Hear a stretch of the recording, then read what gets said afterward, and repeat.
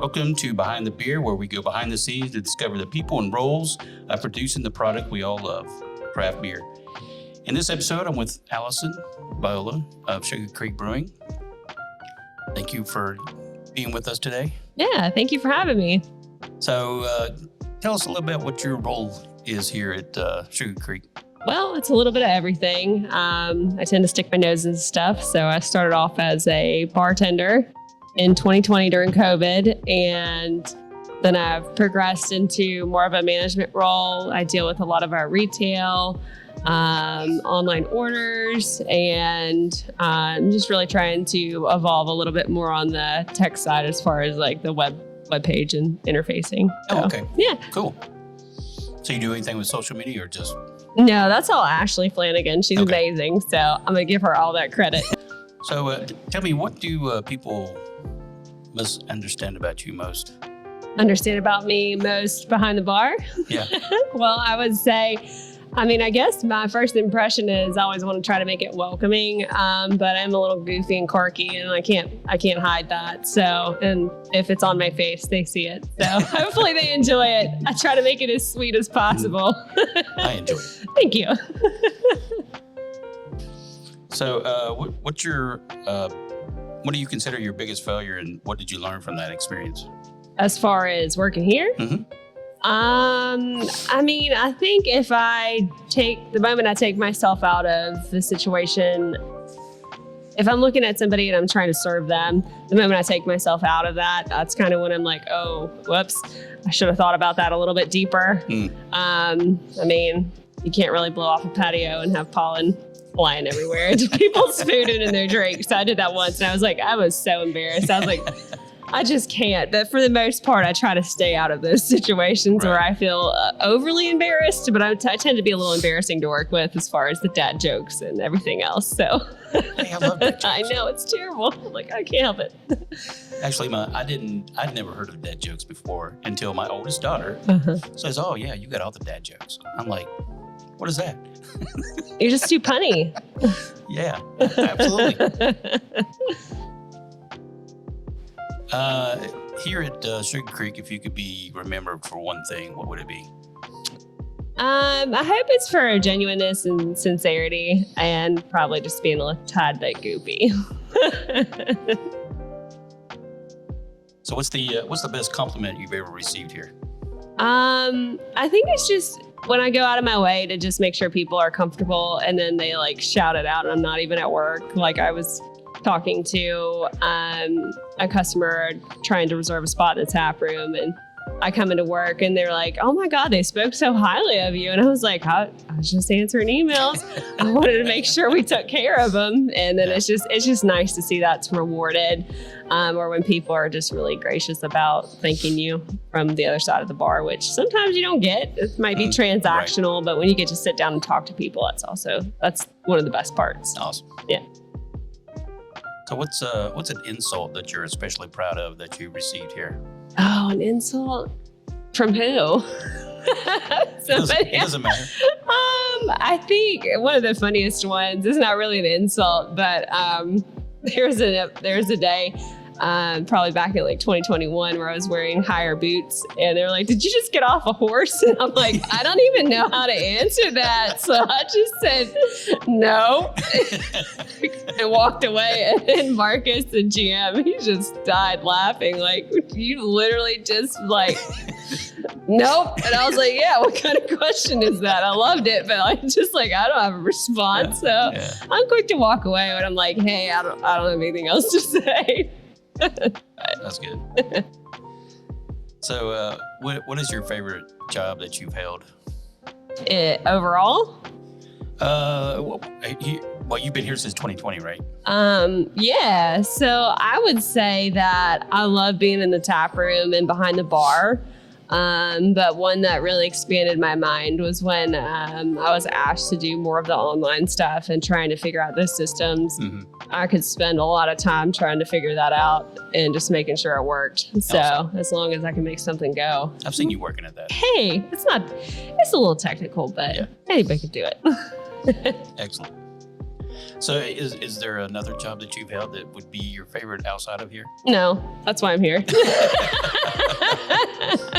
I figured as much. We've come to this point.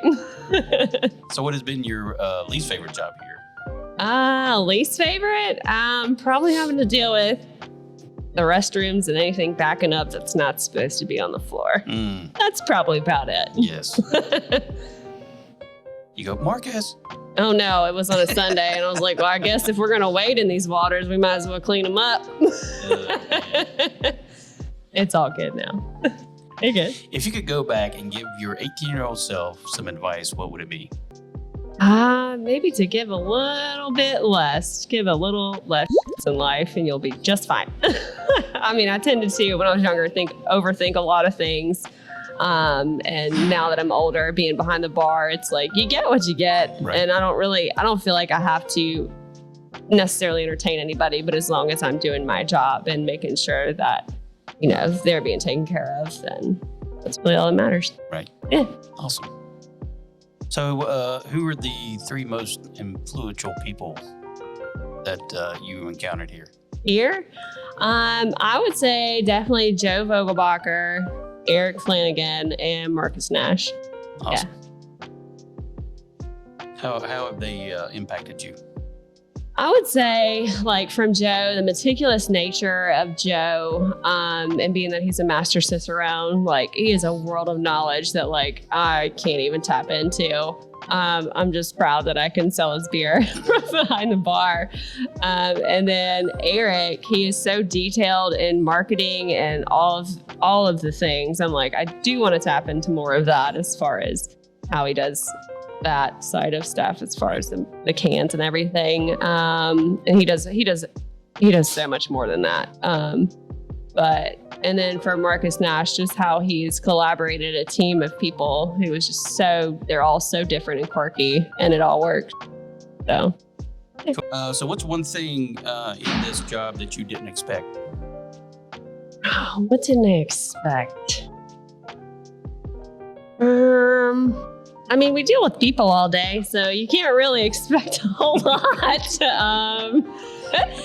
It's one of those things where, if it's something new and I haven't encountered it before, as far as how people interact or they're behaving, I'm just like, that's a new one for me. I just have to mark it in the memory bank. But I mean, I've come from a long line of serving people from a very vast different background, and I think it all just comes together really well here. Yeah. So. Well, in my opinion, and this is probably one of the longest running staffs in Charlotte as far as breweries go. Mm-hmm. And I think you guys are outstanding. Thank you. So what's a common myth about your job? Oh. What do you think a common myth is?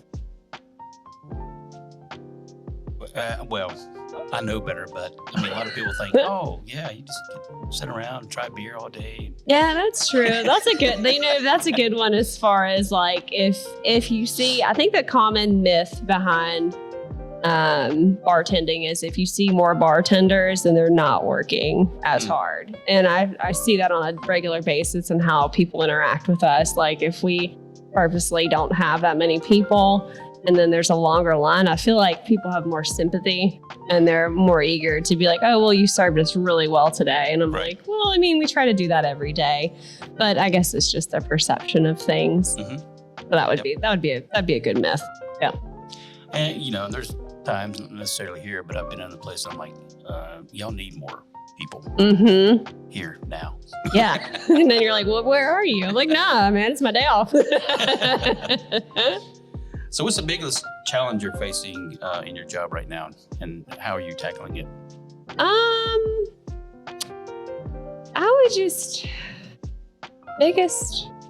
That's a hard one.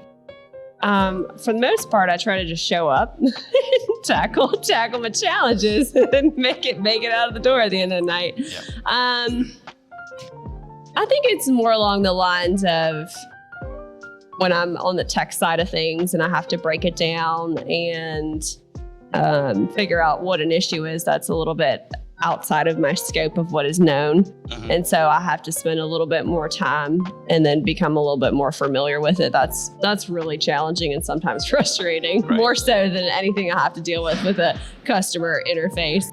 So what's the most important lesson you've learned here in this job? I would say that you just have to be humble. Like I can't get all excited if somebody comes up and is telling me, oh, this is wrong. And, I just have to take a step back and really listen to what they're saying and see if it's actually true. And in the end, I'm like, who doesn't want more beer? So that fixes everything. Here. And just have another. I actually should have did this. Here. Cheers. I should have cheered you on that one. Let's do it again. All right, ready? Be sure beer this time. Cheers. Cheers. In your opinion, what is the most important personality trait or strength someone would need to work in your job? Oh, that's a good one. Just one trait. One trait. I would just say that they gotta have integrity.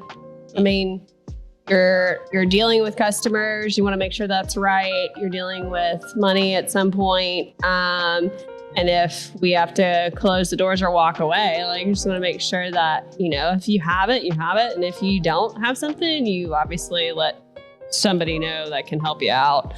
It doesn't always have to be, you don't have to save the whole world in one shift. Right. So what is one piece of advice you give to someone starting out in your job? I would just say that if they can learn as they go, that's going to be perfect.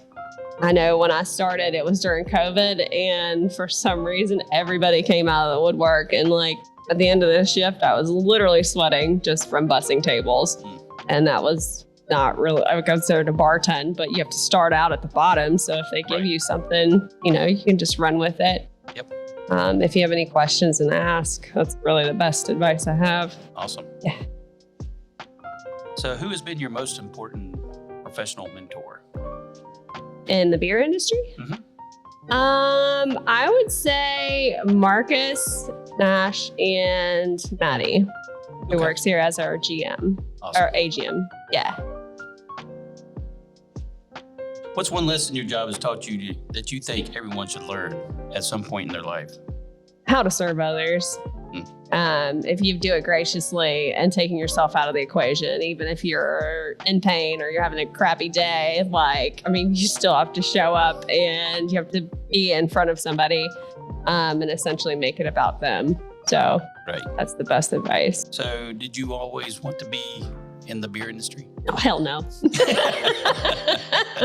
I have been all sorts of different roles throughout my life. A lot of them ends up in management at some point. But during COVID, I just decided I would try something a little bit different, although I had something on the back burner as far as working for the fitness community. And in the end, I was like, well, I'm going to put all my eggs in the basket of beer, and I get to have my beer and drink it too. Awesome. That is awesome. So what's one thing about your job that almost no one agrees with you about?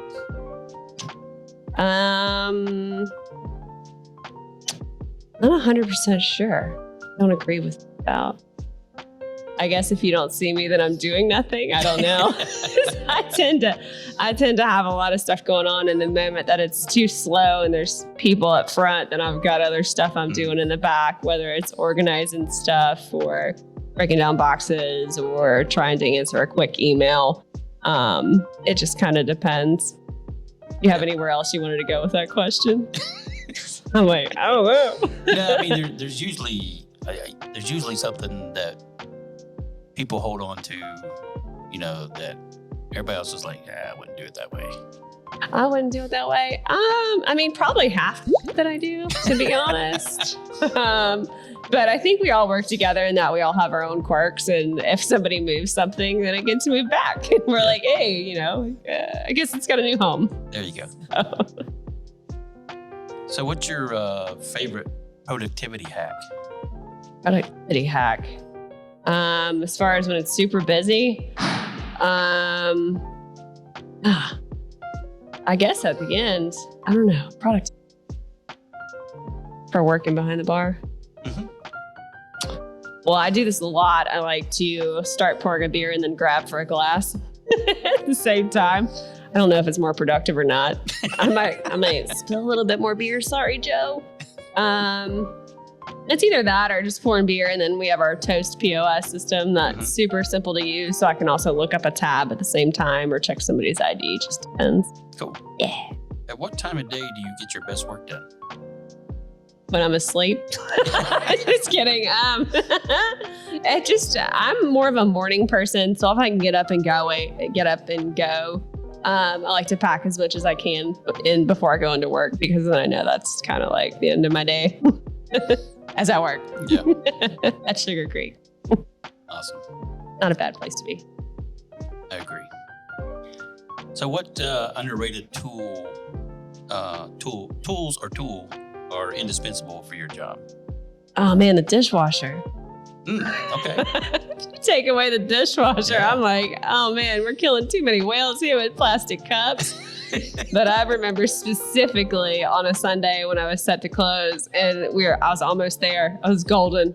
It'd be perfect. And then the next thing you know, I'm serving beer, trying to grit my teeth while I'm standing in pools of water. And I was like, I don't need this right now.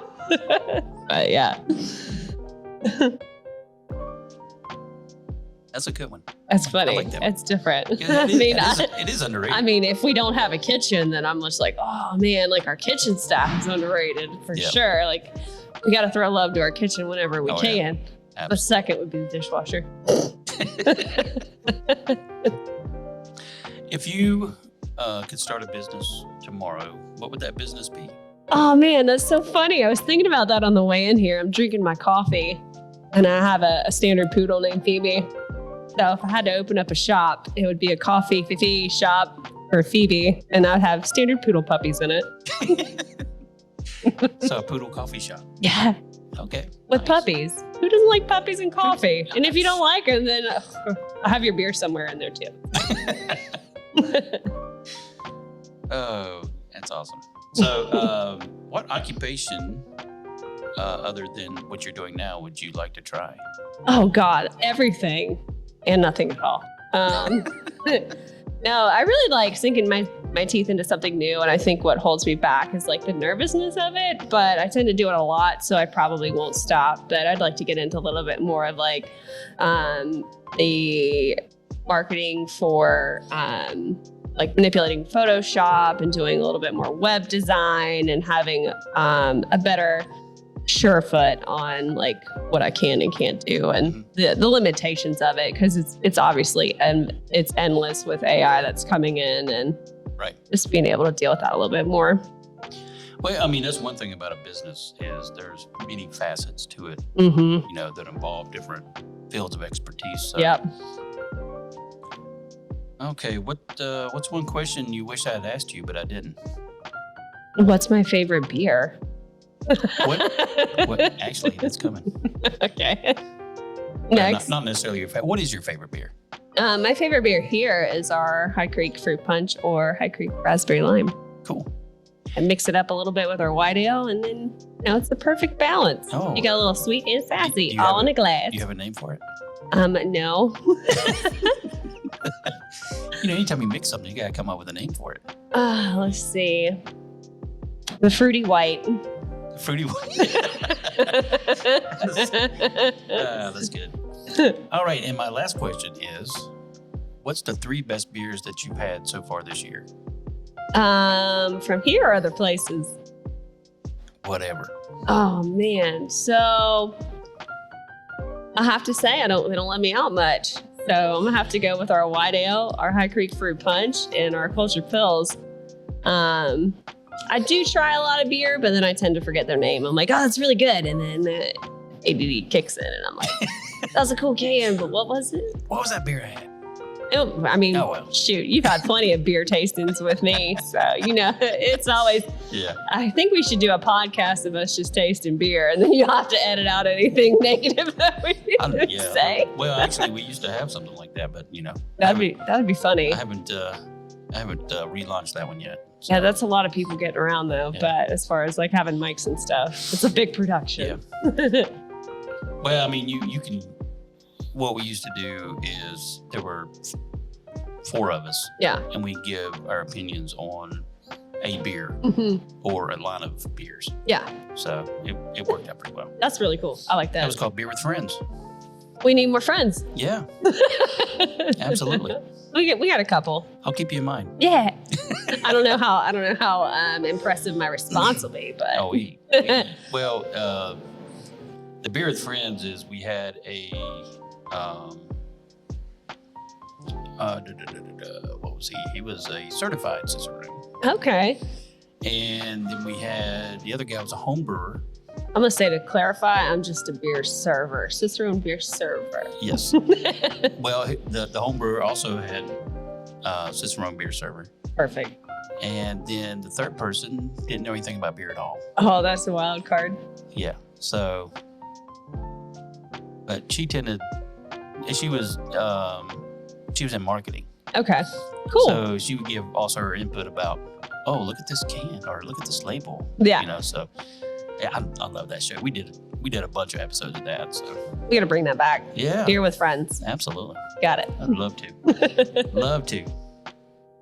All right. Where can people find you online? At www.sugarcreekbrewing.com. Okay. Awesome. All right. Thank you so much. I'm glad you could join me today and great conversation. Yeah, thanks for having me for my first podcast ever. Awesome. All right. Thank you very much. And we will talk to you soon. Yeah, I can't wait. Bye. Well, that was fun.